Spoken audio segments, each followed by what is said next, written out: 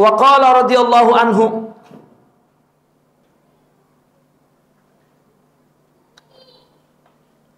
ma ahbabta syai'an illa kunta lahu abdan wa huwa la yuhibbu an takuna li ghairihi abdan. Tidaklah engkau mencintai sesuatu melainkan engkau menjadi hambanya kepada sesuatu itu. Ya. Karena man ahabba syai'an fahuwa abduh. Ya.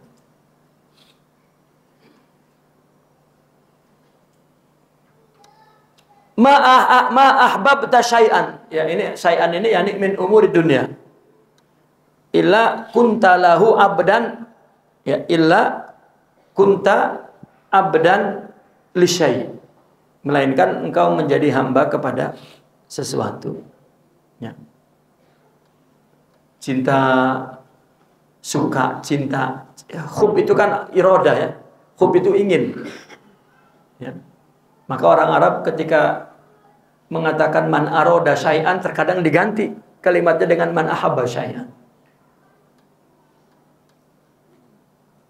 Dan seseorang ketika mengingini sesuatu itu ingin mendapatkan kesenangan, ya, kebahagiaan.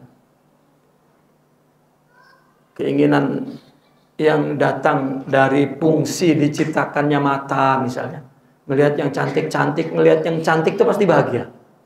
Melihat yang jelek itu menderita kita. Begitu juga telinga kan. Bahagia itu kalau ngedengar suara yang merdu indah tuh. Tapi kalau orang nyanyi suaranya jelek banget, mungkin ya, kita bagel tuh sama batu. Berhenti. Kita menderita. Ya, ini kulit juga pengen punya tempat tidur permadani yang halus-halus, yang kalau yang kasar menderita sekali. Ya. Belum keinginan emosional, ya. Belum keinginan indera. Ya, belum keinginan biologis. Ya. Maka orang akan menyukai sesuatu. Itu adalah cinta datang dari nafsu. Dan semuanya fana. Kita orang kawin umur 20 tahun. Wah, cantiknya kan istrinya itu dipuji-puji, dipandang. Dipandang terus depan-depan tuh. Hanya engkau yang cantik deh gitu. Tapi ketika kedua-duanya umur 90 tahun, mana ada yang memandangnya? Nggak ada pandang-pandangan. Kalau di depan juga merem mungkin nggak mau lihat. Dunia baik keperluan indrawi, keperluan emosional, keperluan psikologi secara psikologi, ya, atau secara sosial, ya, itu hilang. Ada cinta yang tidak pernah, ada cinta yang abadi, itu cinta yang tumbuh dari rohani. Artinya bahwa keinginan atau kesukaan, kecintaan yang tumbuh dari fisik ini akan kecewa. Akan kecewa. Bahkan lebih tajam lagi mereka mengatakan karena objeknya itu sesuatu yang adamun. Tidak ada. Yang wujud itu cuma Allah. Jadi kalau kita mau mencintai yang abadi, ya kepada wujud yang abadi. Dan cinta itu hanya tumbuh dari rohani, bukan dari fisik. Nah, maka orang mengejar-ngejar apa yang dia ingini, yang dia sukai. Harta, tahta, Toyota, ya, wanita berjuta-juta kan itu. Ya, dan semuanya fana, hilang. Bahkan kata mereka, kalau kita pengen mendapatkan kebahagiaan dari benda, ya nanti di surga, karena bendanya abadi. Bidadari aja nggak muda, nggak tua-tua tuh Pak, muda terus. Bahkan katanya kegadisannya itu nggak hilang-hilang, ya. Karena nggak pernah punya anak. Nah ini, maka kebahagiaan, maka mereka menyebut Jannatul Ma'arif, surga yang datang dari cinta kerohanian, dari makrifat, ya, itu lebih abadi. Bahkan lebih bahagia dibanding Jannatul Zakharib, surga di akhirat juga. Masih lebih bahagia ini. Ya di surga coba kita bayangkan. Di surga itu, orang yang di surga itu nggak pernah berganti waktunya. Kesedihan itu nggak ada. Ya. Gembira terus, kayaknya nggak berguna itu kegembiraan kalau nggak ada kesedihan. Tapi orang di sini, ya, hatinya, jiwanya tidak terusik oleh perubahan, ya, dunia ini. Ini nggak enak ya enak, enak ya enak, gitu. Makanya tadi itu al-man'u huwa ainul ato, maka mereka bilang begitu. Nggak dapat dari Allah, Allah nggak ngasih, malah intinya ngasih. Nah itu rohani itu. Nah maka kalau hambanya cintanya kepada Allah, maka hamba Allah. Tapi kalau cintanya bukan rohani, cintanya fisik, hambanya kepada sesuatu, maka itu syirik khafi. Coba ayat ini, kalimat ini mengatakan ma'ahbabta syai'an illa kunta lahu abdan. Kalau cintanya kepada Allah, hamba Allah. Ya, maka kita diciptakan untuk illa liya'budun, menyembah. Menyembah itu kan mesti dari seorang hamba. Ya'budu itu kan mesti dari abd. Abd itu kan orang yang mempunyai sifat ubudiyah. Nah mereka, para aulia menjelaskan kapan orang itu punya sifat ubudiyah. Karena orang jika punya sifat ubudiyah, dia akan merasakan keagungan Tuannya, yaitu Allah. Kan hamba Tuannya. Lihat zaman penghambaan dulu, perbudakan dulu. Ya. Dia nggak punya keinginan. Keinginan dia adalah menjalani, memenuhi keinginan Tuannya. Itu kan hamba itu. Itulah keinginannya. Nah, kapan kita mengerti keinginan Allah? Kalau rohani kita sempurna. Kalau rohani kita sempurna, maka yang muncul, yang terasa sifat kehambaan, bukan sifat kepiraunan. Kepiraunan ini dari fisik ini. Kenamrudan, kepiraunan, keabu jahalan itu semua nafsu, fisik, jasad. Maka kata Al-Quran, yang buruk dari kamu, yang baik dari Allah. Ya. Bagaimana mengalahkan dominasi fisik ini menjadi dominasi rohani? Orang sepi memandang itulah tugas hidup ini. Ya. Itulah yang dilakukan dalam tarikat. Bagaimana membangun rohani agar menjadi hambanya Allah. Ya. Karena orang yang mencintai sesuatu, dia hambanya sesuatu. Seolah-olah di sini memberikan isyarat bahwa sesuatu daripada dunia ini, ya, tidak memberikan kebahagiaan dari cintanya, bahkan kekecewaan. Kita kecewa, Pak, kepada harta kita cinta banget kecewa. Kepada wanita kita cinta banget kecewa, mati. Kepada apa saja kecewa. Jadi cinta kalau kita alamatkan kepada objeknya sebagai kekasihnya, sesuatu yang tidak ada ya kecewa, fana. Sehingga cinta semua ini membawa cinta kita kepada Allah. Itu kalimatnya kan begitu, kata-katanya begitu. Itu nggak semudah itu. Karena cinta kepada Allah itu hanya tumbuh apabila rohaninya sempurna. Ya, rohaninya sempurna. Sedangkan makrifat itu tidak dicapai oleh karena banyaknya musibah. Tidak. Orang hidup berpengalaman sampai 90 tahun. Hidupnya susah terus. Sehingga dia ya, mendapatkan pikiran-pikiran positif. Mendapatkan pengalaman-pengalaman baik.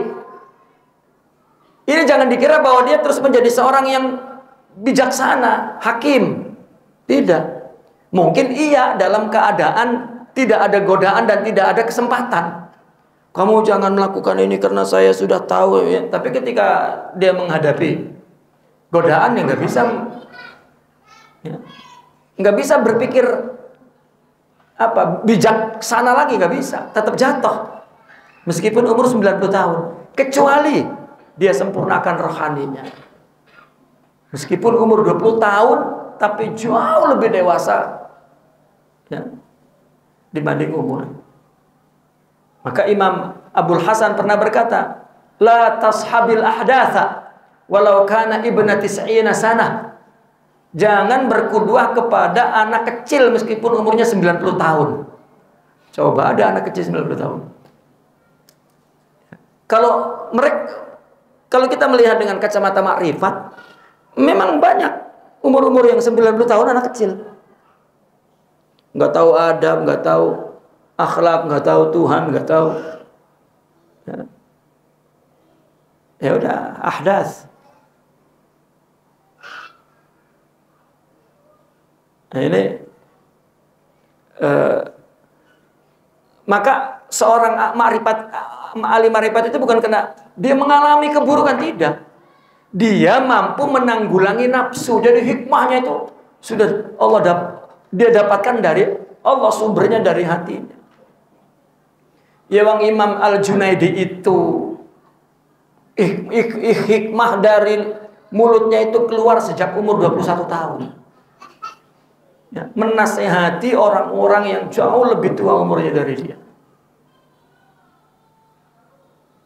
Nah, ini ya, kehidupan kerohanian. Nah, maka kita diciptakan untuk ibadah, maka mesti mencintai. Di sini dikatakan wahwa, dan Allah la yuhibbu, tidak suka antakuna kamu abdan li ghairihi, menjadi hamba yang lain. Artinya engkau mesti memiliki sifat kesempurnaan rohani, makrifat yang menimbulkan cinta. Dan cinta ini pasti hanya kepada Allah. Kalau cinta yang tumbuh dari rohani, itu mesti cintanya kepada Allah. Ya. Meskipun secara fisik dan nafsunya mencintai suaminya, tapi dia melihat itu Allah. Istrinya, itu Allah. Tetangganya, itu Allah. Tetamunya, itu Allah. Sehingga Nabi mengatakan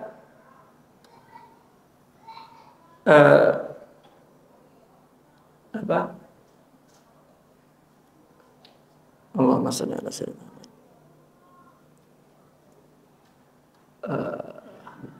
apa yang fal yukrim jarah itu apa?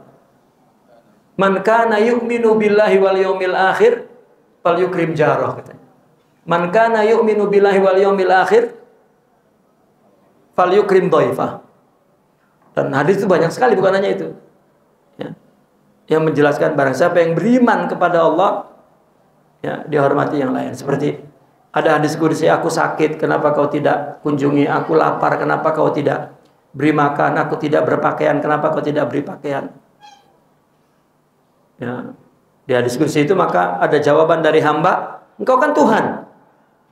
Nah, maka kata Allah, tetanggamu sakit, kalau engkau kunjungi, jenguk, ya, di situ kalimatnya satajiduni indahu, engkau akan jumpa aku di situ. Kan nggak ada yang nggak Allah tuh. Jadi apapun yang kita lakukan itu karena kita cinta kepada Allah.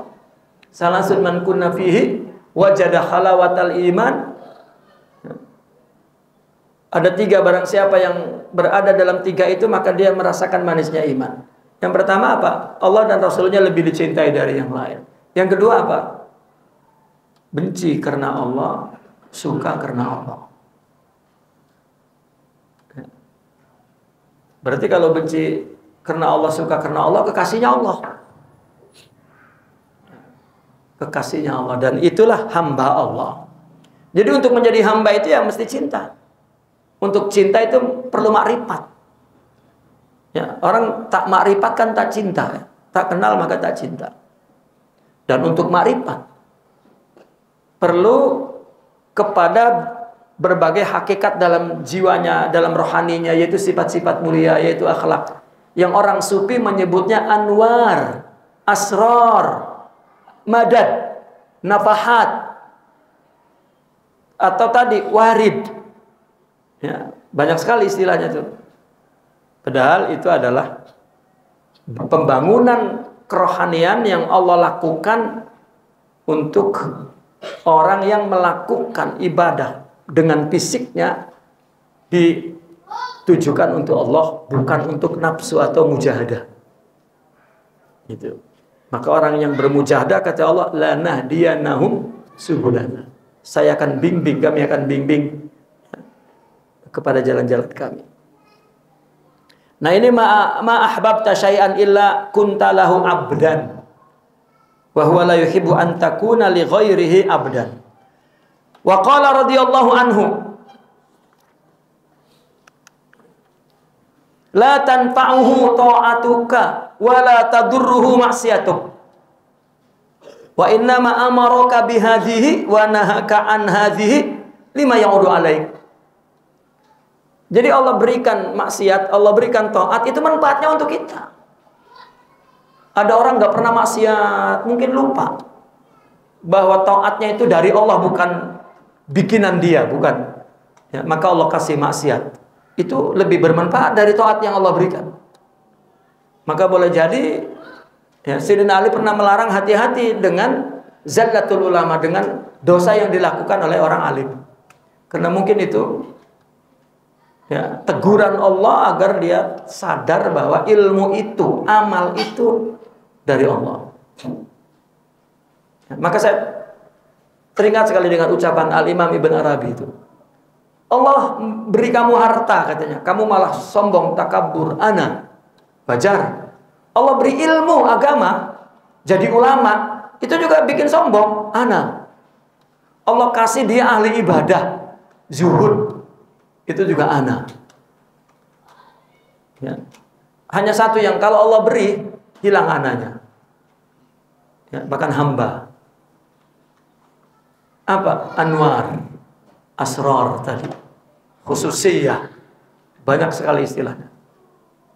Ya. Sirrul khususiyah, itu yang menimbulkan makrifat itu. Kalau kita mau sebut barangnya, bendanya secara syar'i, sifat mulia, sifat rohani, sebagai warid balasan Allah kepada kita. Untuk orang yang wirid melakukan ibadah untuk Allah dan terus menerus. Itu. Maka saya selalu ingatkan, dan ini saya anggap satu kewajiban untuk terus mengingatkan bahwa orang selama ini melihat, memahami bahwa tarikat itu zikir. Ya, orang tarekat Qadariyah itu identik dengan zikir. Meskipun iya, tapi bukan sebenarnya. Zikir itu metodenya. Ya, tarekat itu istilah yang dibikin ya oleh orang sufi di dalam dunia dia. Maka nggak boleh juga dikatakan, oh kita bertarekat itu nggak mesti Qadariyah, enggak, kan ada tarekat-tarekat lain. Ini pun ya jadi pintar-pintar bodoh. Ya, seolah dia ngerti mana tarekat, tapi bukan begini. Ini istilah. Ya kalau mana tarekat itu cara, ya banyak. Cara mencuri, tarekat juga. Tanya orang Arab, cara mencuri apa bahasanya? Tareqatus sariqah, katanya. Cara masak, tareqatut tabakh. Bukan, tarekat itu satu istilah. Maka saudara kita yang sebelah sana mengatakan ini istilah bid'ah. Enggak ada nabi tarekat, hakikat, makrifat. Ya. Tapi ini terminologi dalam bidang tasawuf, dalam bidang kerohanian. Ya. Kalau kita kembalikan kepada istilah Quran dan hadis yang syar'i nafsi, tarekat itu istiqomah. Jadi kalau misalnya tarekat itu kan baru. Dulu apa? Imam Al-Ghazali aja ke atas itu nggak ada tarekat. Mestinya malu ya, nggak nanya dulu apa istinya tarekat dalam tasawuf itu. Ya kalau nggak orang awam ya nggak usah malu-malu, emang nggak ngerti. Tapi kok kiai ya, salah kan malu.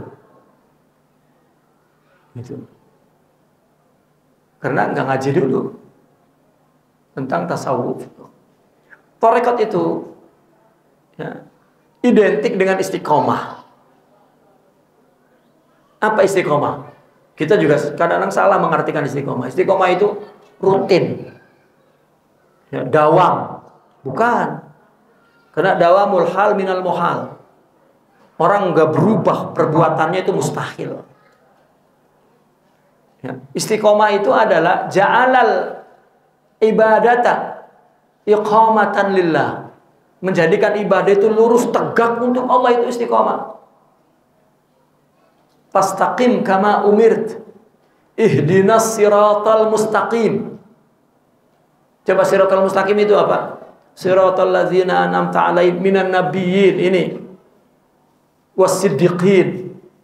Ini orang-orang yang lurus untuk Allah. Ada lagi yang lurus, tapi lurus yang tidak dapat hambatan, godaan, apa? Syahid, perang, ya, ke medan perang lurus, mati, udah enggak ada. Ya, tapi kalau untuk disebut soleh atau siddiqin, lurusnya hati hidup ini, amal ibadah semua untuk Allah, itu banyak sekali godaannya. Itu istiqomah namanya. Dan tasawuf tarekat itu membetulkan hati agar lurus kepada Allah. Udah. Jadi orang ketika dia memahami Al-Quran, hadis, belajar dan jadi ulama, lalu dia beramal, kalau dia jujur, dia akan menyadari bahwa beramal itu berat sekali. Nafsu berat sekali.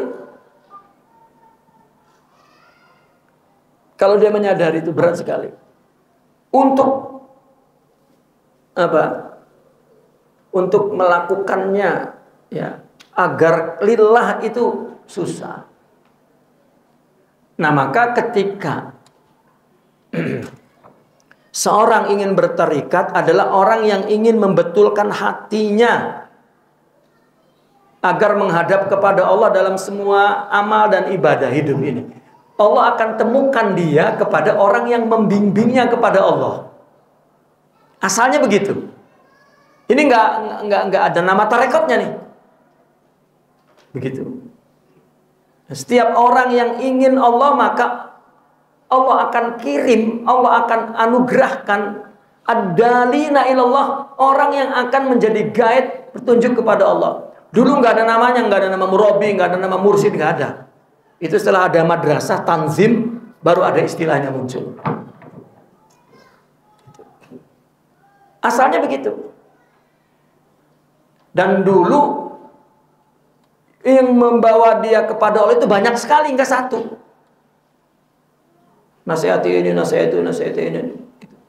Dan enggak ada zikir seminggu sekali, enggak ada.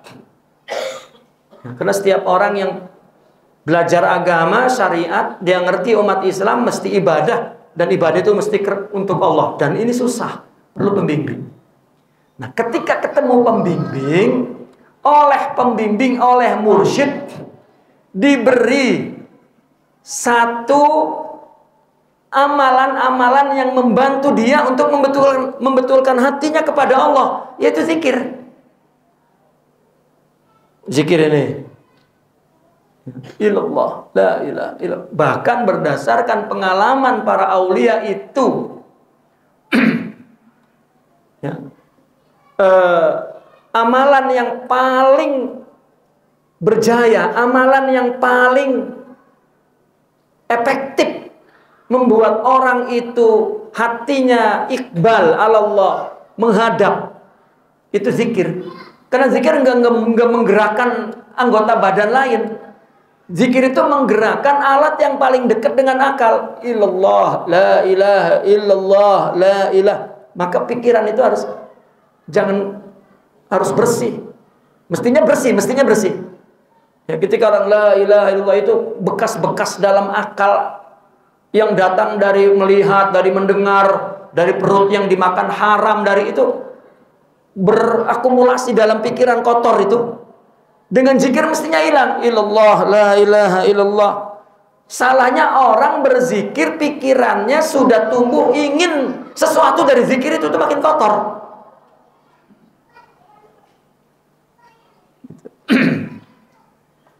Nah, maka itu sebab zikir tasawuf disebut wirid. Ya, adapun dia mau doa, mau minta kepada Allah macam-macam, itu di luar itu hak. Tapi ada wirid amal yang dia lakukan rutin untuk Allah. Ini adalah satu metode untuk membantu agar hati ya menghadap kepada Allah. Ini tarikat namanya. Bahkan bukan hanya zikir, ya, khalwah, suluk, ya khalwah 3 hari nggak keluar. Itu untuk menjernihkan pikiran juga. Hati itu nggak jernih kecuali ya dominasi rohaninya tinggi, ya, baru disebut nafsul mutmainnah, baru fuad. Karena kalau qalb itu kan masih qalb masih bolak-balik. Gak akan. Qalb itu satu nama untuk kondisi jiwa seseorang yang masih bimbang. Makanya sabit qalbi ala dinik. Bagaimana qalbi yang sabit? Orang sufi punya istilah fuad.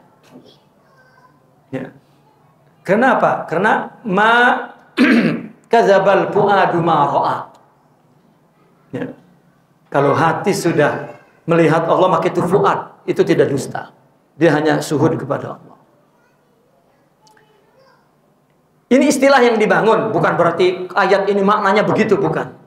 Istilah kalimat itu maknanya begitu, bukan. Ini satu istilah yang ada dalam tasawuf untuk menjelaskan tingkatan-tingkatan kerohanian. Nafsu, qalbu, fuad, kemudian sir atau ruh.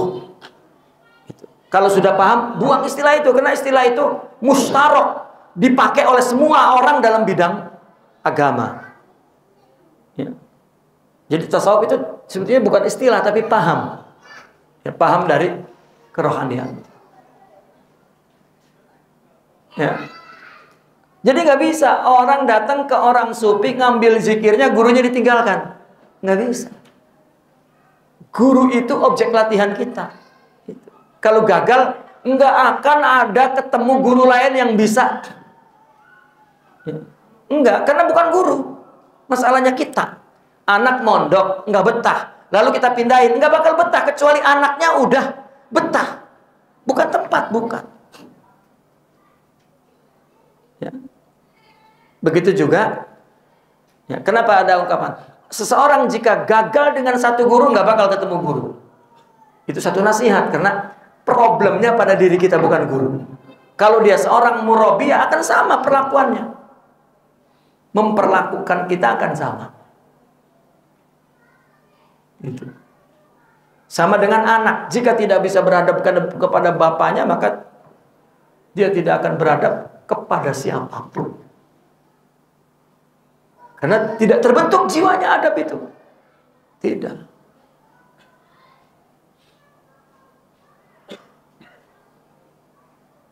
Nah, baru dikasih zikir apa, zikir ini.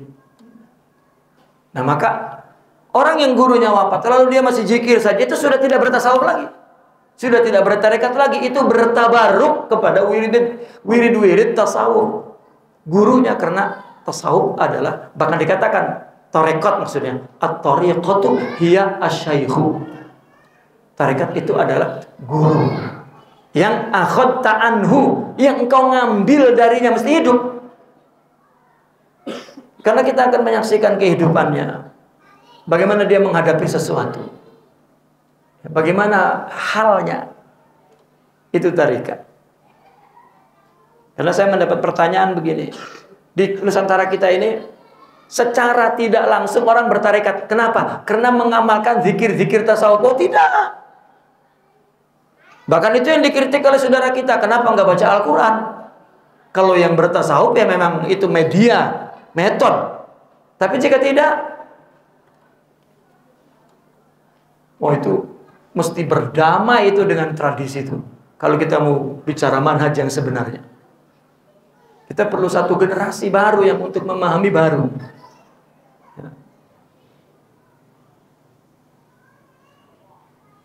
Bahkan saya pernah dituduh saya sufi wahabi gitu. Karena mengkritik.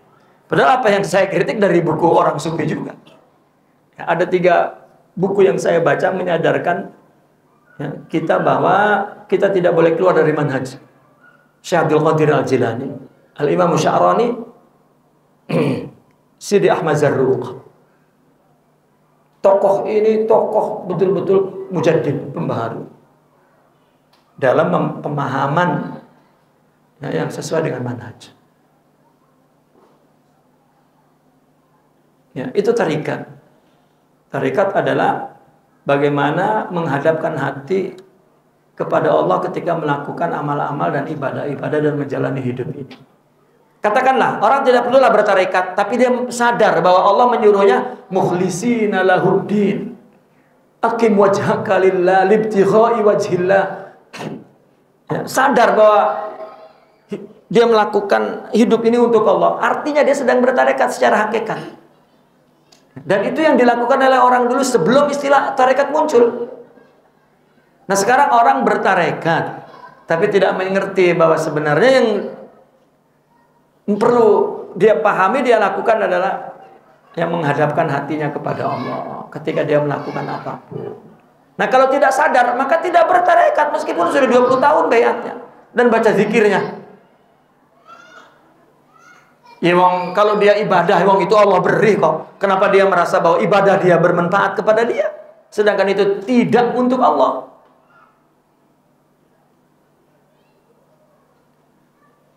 Ya. Bahkan baiat juga formalitas. Nah, ini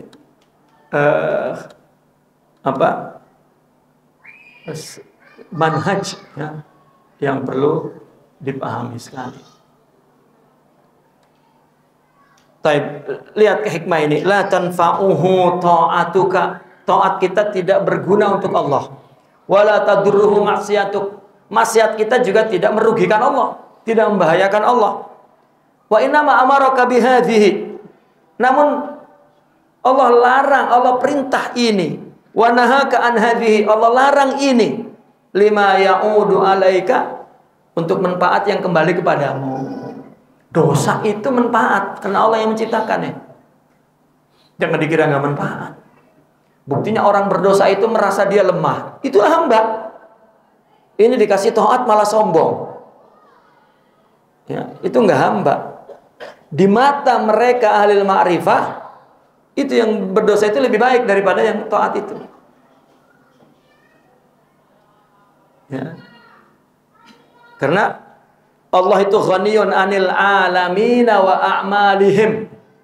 Allah tidak perlu kepada alam ini dan amal-amal ya, yang dilakukan oleh mereka.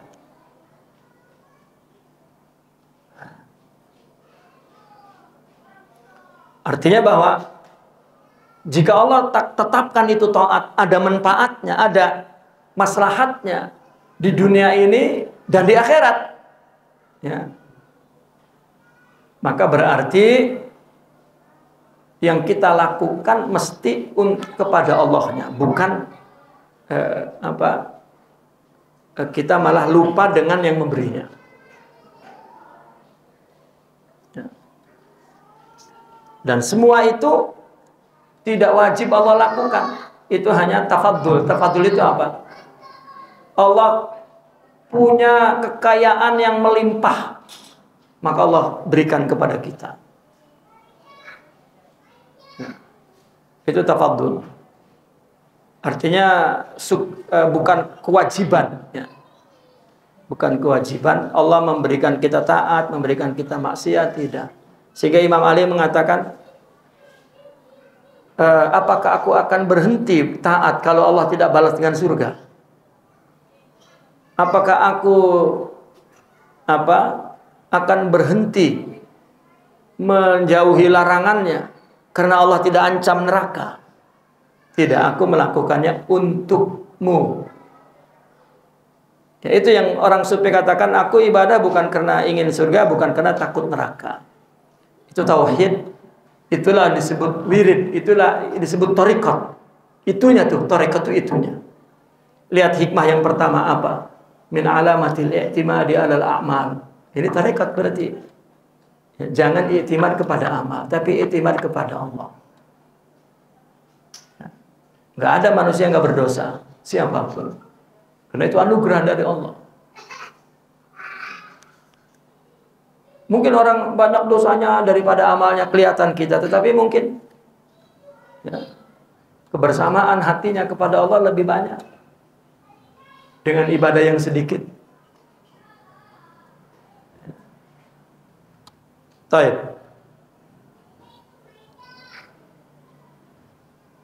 Satu lagi, ini karena sama anunya. La yazidu fi izzih. Tidak akan menambah di dalam kemuliaan Allah. Iqbalu man aqbala alaihi.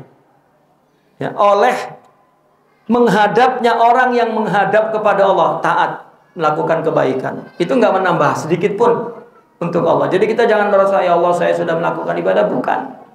Bahkan ibadah itu justru yang Allah inginkan adalah engkau melihat aku.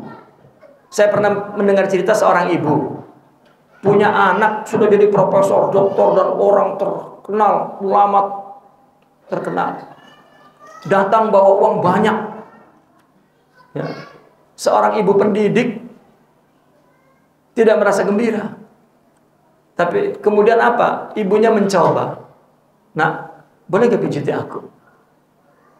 Ya, profesor, doktor dan orang yang hebat nggak bisa pijit kan? Ya. Tapi ketika ibunya boleh gak pijit? Ini cerita nyata, saya melihat adegan itu gitu. Begitu dipijit, ya mijitnya gitu. Ibunya senyum. Ya. Engkau masih tetap anakku. Dan aku bangga dengan kamu setelah mijit. Ya. Coba kita bayangkan, kita punya uang, kita dibesarkan oleh ibu. Lalu kita melemparkan uang kepada ibu. Bu, ini uang untuk masak ya. 10 juta. Ya, meskipun 10 juta, meskipun 1 miliar. Tuh. Oh. Ibu saja tuh tidak mengingini pemberian dari anak yang jerih payah dia besarkan. Kalau Allah,